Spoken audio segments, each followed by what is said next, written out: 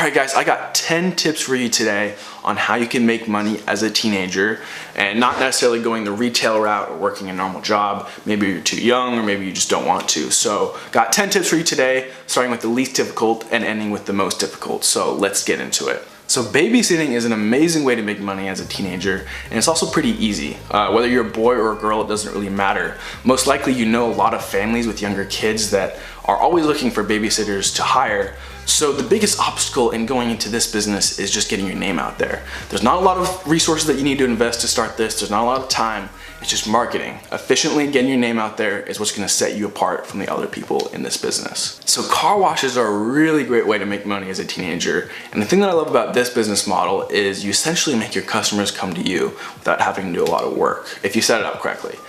So what I suggest doing is setting it up in front of your house, maybe on your street or cul-de-sac or whatever, and flag your neighbors as they come by and offer a low cost, fair price. And when you combine that low cost with the convenience factor of just being on your street, you'll be able to bring in a lot of customers. So artwork is a really great way to make money as a teenager if you are skilled in it. If you are skilled in it, it's great to do some painting, drawing, customized artwork on like shoes and stuff like that for people. It's a great way to show your friends what you can do something that you enjoy and make a little money on the side. So selling snacks at sports games is a really great way to make money.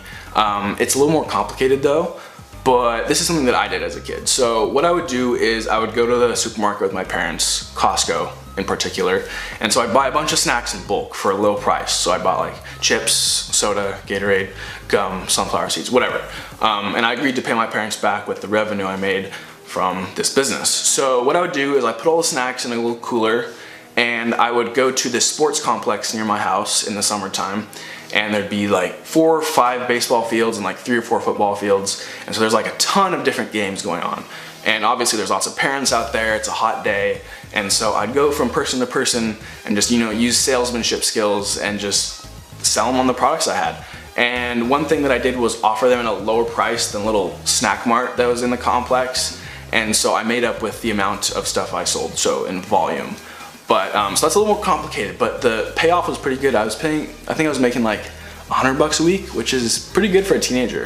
So landscaping is an amazing way to make money. It has a really good payoff and it's really scalable, but it has a pretty high barrier to entry, meaning there's a lot of big professional companies that do this, and they've been doing it for a lot of people for a long time. So it's hard to break into this business, but if you start on a small scale, and with just a few of your friends, just do it for your neighbors, you can start to slowly expand and just keep putting your name out there, put flyers on people's doors and make business cards and just start putting your name out there. You'll start to get more recognized and business will slowly start to pick up. So that's a great way to make money, but just requires a little bit more planning. Tutoring.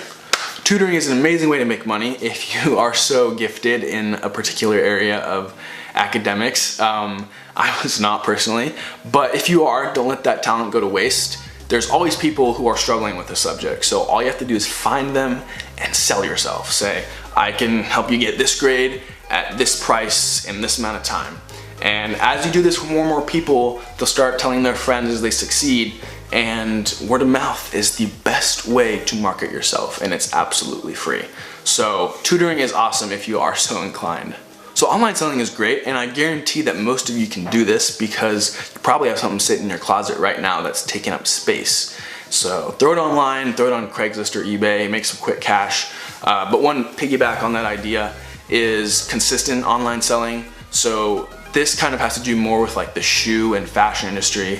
So if you're really into shoes, you're really into fashion, some of the more elite brands will have launches. So they'll launch certain products at certain times of the year and they'll only sell a certain amount of units. So if you buy 3, 4, 5 of those units and then resell them after they become unavailable, you can sell them for a pretty good profit.